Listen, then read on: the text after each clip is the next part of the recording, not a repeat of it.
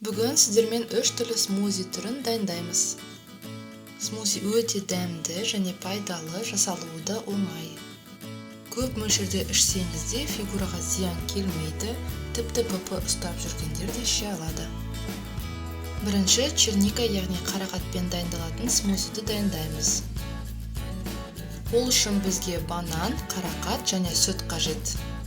Бананды қабығынан тазалап, бөліктерге бөлеміз. Қарақат қосамыз. Егер қатқан болса, алдын ала жібітіп алыңыздар. Мен қарақатқа біраз қант қосып езіп алдым.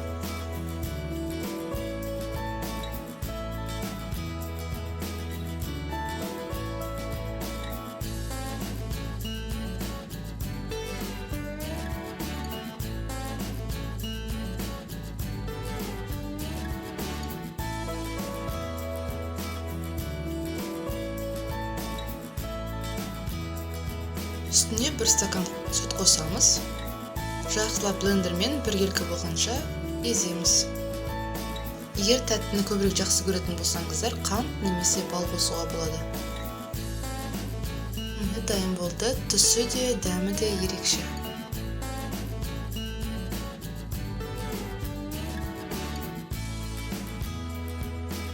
Екінші смузиді әзірлеу үшін бізге банан, киви, айран және бал қажет. Алдымен банан мен кивиді тазалап, бөліктерге бөлеміз.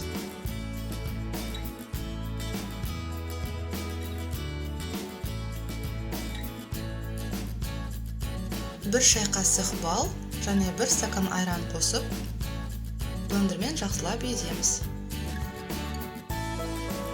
Бұл смузиді әсіресе диета ұстап жүргенде ішкен жақсы.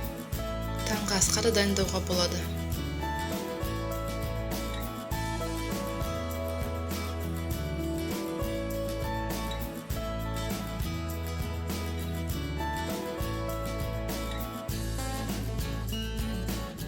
Және үшінші түрі малинамен дайындалады. Менің ең жақсы көретін әрі жиі дайындайтын смузидің бірі десе де болады. Ол үшін бізге малина, йогурт және балмұздақ керек.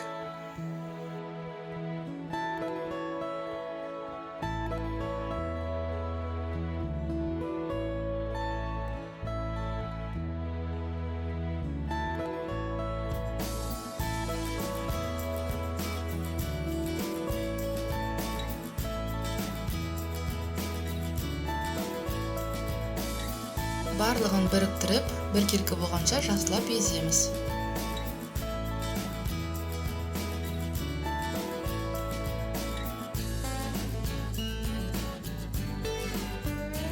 Иісі де, дәмі де өте керемет. Әсіресе балалар осы смузиді жақсы көреді.